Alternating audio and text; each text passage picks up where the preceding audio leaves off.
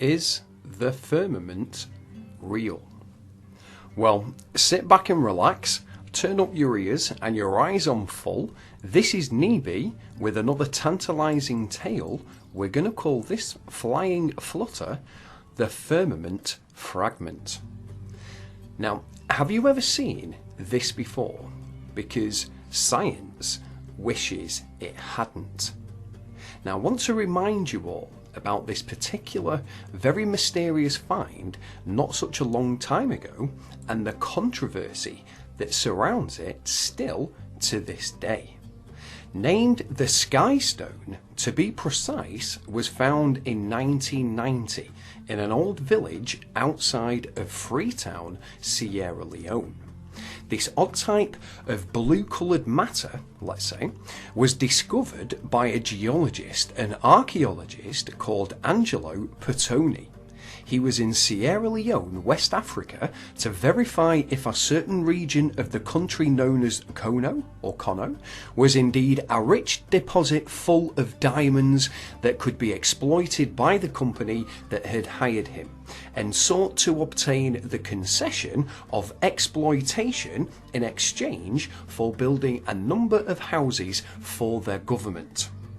Now, during one blistering hot day, studying the region, Pertoni was shown one of the most mysterious stones he had ever come across in his entire career. This was a magical blue stone with mysterious crystal white lines on its surface. He was taken aback, amazed, perplexed, drawn to its beauty, like the briefcase in the movie Pulp Fiction. Whatever was inside, when you see its beauty, something takes a hold of you. So of course he sent the mysterious stone to be investigated at several laboratories around the plain. It was sent to the universities of Geneva, Rome, Utrecht, Tokyo and Freiburg in Germany. The results were all the same, folks. What this thing is made up of shouldn't and doesn't exist. So where did it come from? Very mysteriously, at the University of Utrecht in Netherlands, the stone underwent several tests with acids, but none of the acids had managed to damage or modify the stone. It was even heated to 3000 degrees Celsius, and its composition wasn't altered in the slightest. The most interesting part is when a small piece of the stone was pulverized and then viewed under microscope, it had no colour whatsoever. So further tests were performed by several more laboratories. The Sky Stone underwent X-ray analysis, plasma spectrometry, gas chromatography, mass spectrometry, and finally infrared spectrometry, all yielding many more mysterious results that left the scientists even more baffled and clueless to when they first started to test it. But each and every single one of them had agreed to one fact: the stone had not originated on Earth. The Sky Stone, folks, does not exist anywhere in nature, and I mean anywhere. Its composition was found to be composed of 77% oxygen, yet harder and stronger than diamond, the strongest metal known to mankind, along with traces of carbon and silicone and calcium and sodium. All the experts agreed that the blue fragment was not similar to any type of stone or material known. So the consensus was it must be artificial, and its blue colour is artificial too. The fascinating fact, folks, science is still stunned. To this day, 28 years later, science is still baffled and has not got the answer for it. They just sweep it under the carpet, as the saying goes, out of sight, out of mind. Myself now, and maybe you do, Even the Italian geologist at the time believed that this was an extraordinary object, a gorgeous, strange crystal which resembles a pure turquoise colour, a beautiful, perfect sea colour.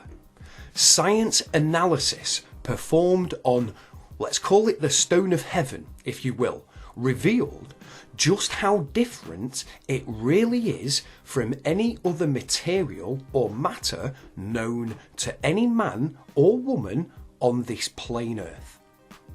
Now, where is this mysterious stone located today? Where is it hiding? Who knows?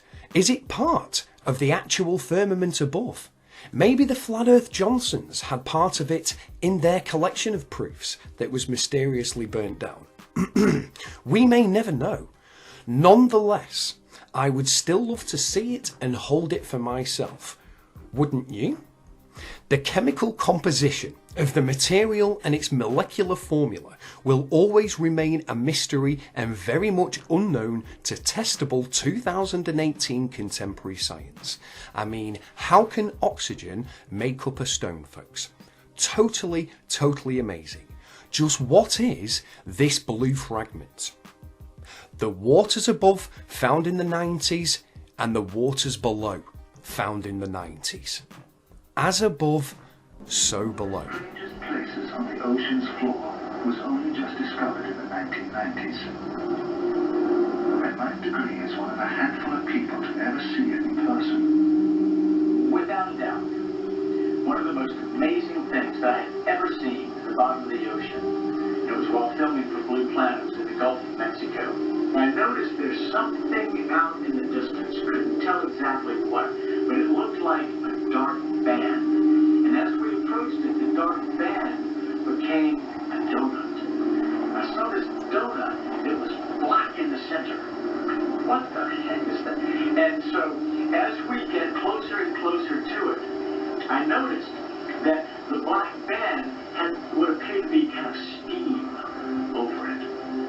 And then I looked, and there was water lapping against the shoreline. This band was a ring of mussels.